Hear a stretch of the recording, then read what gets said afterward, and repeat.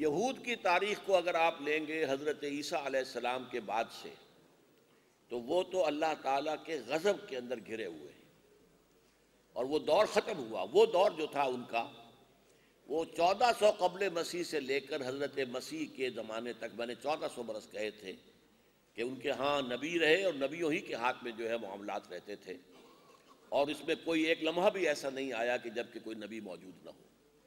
یہ سلسلہ 2 نبیوں سے شروع ہوا، موسیٰ اور ہارون علیہ السلام، 2 تھے، اور 2 نبیوں پر ختم ہوا حضرت عیسیٰ اور یحییٰ۔ یوں سمجھیے کہ جیسے کہیں لکڑی کے یہ بنا کر اور رسی تان دی جاتی ہے کپڑے سکھانے کے لیے، تو یہ 2 ادھر 2 ادھر، 1400 سال، اور اس میں کوئی ایک بھی لمحہ ایسا نہیں تھا کہ کوئی نبی ان کے ہاں موجود نہ ہو۔ How do you feel about people who are living abroad and want to follow the rule of caliph؟ جہاں کہیں بھی اسلامی خلافت قائم ہوگی، اگلا چاہے گا، اگر پاکستان میں ہوتی ہے تو کم سے کم تمام مسلمان پاکستانیوں کو باہر سے واپس یہاں آنا پڑے گا، تاکہ یہاں وہ طاقت جمع ہو جائے جیسے کہ ہجرت مدینہ فرض کی گئی تھی، ہر مسلمان کے لیے فرض تھا، ورنہ منافق شمار ہوگا۔ وَمَا لَكُم مِّن وَلَایَتِهِم مِّن شَيْءٍ حَتَّىٰ يُهَاجِرُوا۔ تو اگر اسلامی نظام یہاں قائم ہو جائے تو کم سے کم پاکستانیوں کے لیے تو لازم ہوگا، باقی بھی مسلمانوں کے لیے آپ کو گیٹس کھولنے ہوں گے۔ یہ ایک سوال اور ہے، اسلام ایک دین حیات ہے جو کہ خلافت راشدہ میں اصل حالت میں موجود تھا، اس کے بعد کیوں ختم ہو گیا؟ کیا اس میں کچھ خامیاں تھیں یا پھر خدا کی مرضی یہی تھی؟ نہ اس میں خامیاں تھیں، اور نہ ہم اس کو اللہ کی مرضی پر، اگرچہ اللہ کی مرضی تو بہرحال ہر چیز میں شامل ہوتی ہے۔ اصل بات یہ تھی کہ یہ اتنی اونچی چھلانگ تھی کہ ابھی نوع انسانی ایز ایک میجورٹی کے اعتبار سے ابھی اتنی اونچی چھلانگ لینے کے قابل نہیں تھی۔ یہ نظام جو ہے کہ ایک خلیفہ، ایک حکمران خادم ہو، کوئی تصور آ سکتا ہے کبھی؟ آج تو پھر بھی ہے، ڈنمارک کا وزیر سائیکل کے اوپر جاتا ہے دفتر، فلاں ملک کا وزیر جو ہے وہ بینک میں جاتا ہے تو لائن میں کھڑا ہوتا ہے اپنا چیک کیش کرانے کے، آج پھر بھی ہے۔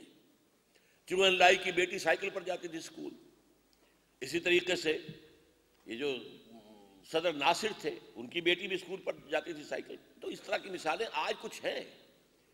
شاستری کا اس کا گھر نہیں تھا، کوئی وزیر اعظم تھا۔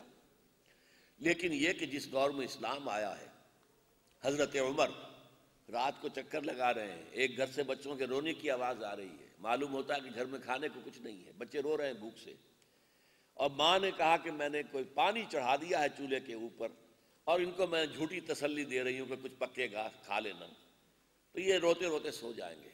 کانپ گئے حضرت عمر، خود گئے بیت المال سے آٹے کی بوری اپنے کندھے پر رکھوائی۔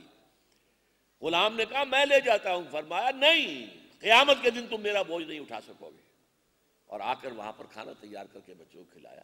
یہ بادشاہ کا کام ہے؟ یہ تو اصل میں یہ اتنی اونچی تھی چھلانگ کہ ابھی نوع انسانی بحیثیت مجموعی اس کو سسٹین نہیں کر سکتی تھی، لیکن ایک نمونہ دکھا دیا گیا، اور یہ نمونہ قیامت سے قبل اپنی تکمیلی شکل میں آئے گا کہ پوری دنیا میں ہوگا۔ یہ میرا اصل میں پرسوں کے لیکچر کا موضوع ہے۔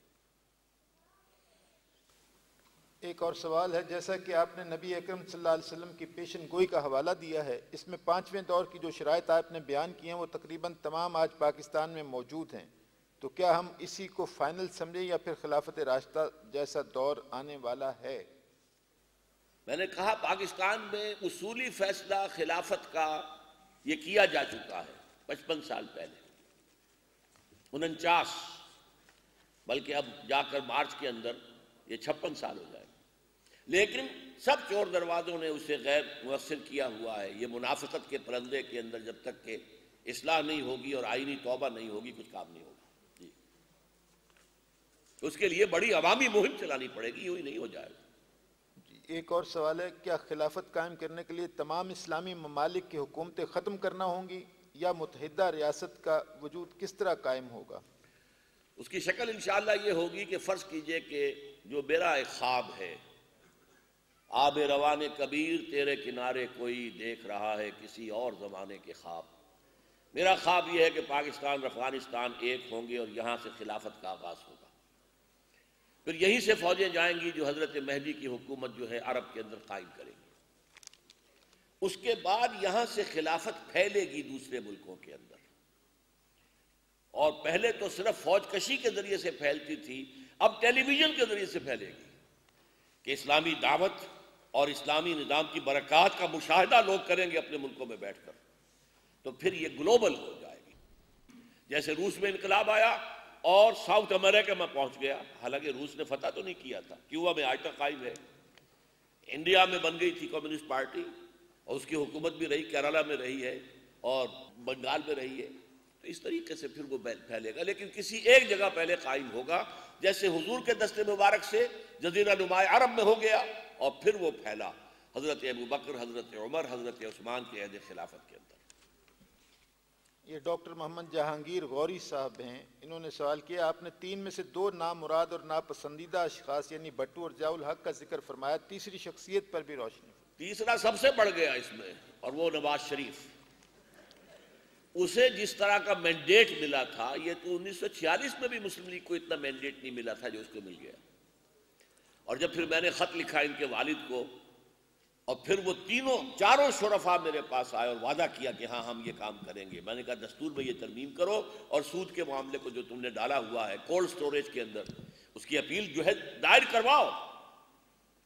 چاروں، میاں محمد شریف مرحوم اور میاں نواز شریف اور میاں شہباز شریف اور میاں عباس شریف، ہاں وہ چونکہ زیادہ پبلک میں تو آتے ہی نہیں ہے اس لیے پھر دوبارہ بھی آئے ایک دفعہ، کیونکہ اس کے بعد پھر ہارٹ اٹیک ہو گیا تھا. میاں شریف گئے تھے لندن علاج کرا کے آئے، تو پھر میں نے اشتہار شائع کیا تھا ایک کہ آپ سمجھیے کہ اللہ نے پھر آپ کو مہلت دی ہے، کچھ کروائیے جلدی سے. پھر آئے، چاروں کے چاروں آئے، ہم کریں گے.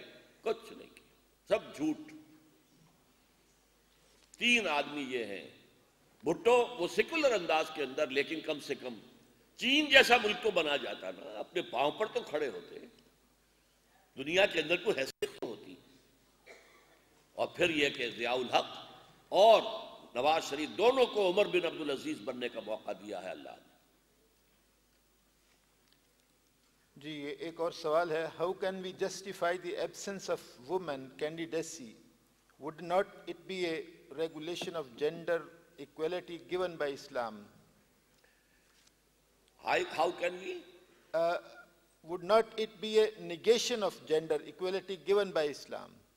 نہیں، پہلے کیا سوال؟ How can we justify the absence of women candidacy? ویسے تو اللہ کا شکر ہے کہ آپ نے توجہ دلا دی.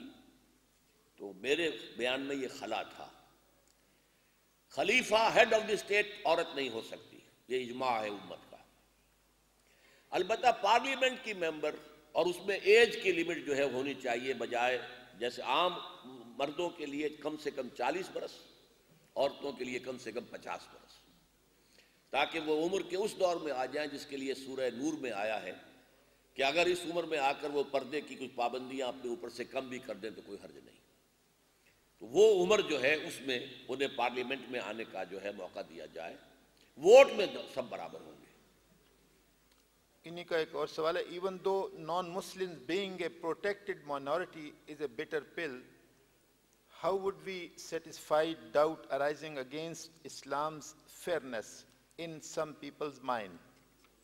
لوگوں کے مائنڈ میں سے اس بات کا نکالنا خاصا مشکل ہے، اگرچہ لاجک کے حوالے سے آپ اسے ثابت کر سکتے ہیں، لیکن اصل میں یہ ثابت ہوگا کہ جب کہ اسلامی ریاست میں اور خلافت میں جو ذمہ ہوں گے ان کی صورتحال کو دیکھ کر لوگ سوچیں گے کہ یہ بہترین نظام ہے، انہیں پوری آزادی حاصل ہے یہاں، اور ان کے لیے جو تحفظات ہیں.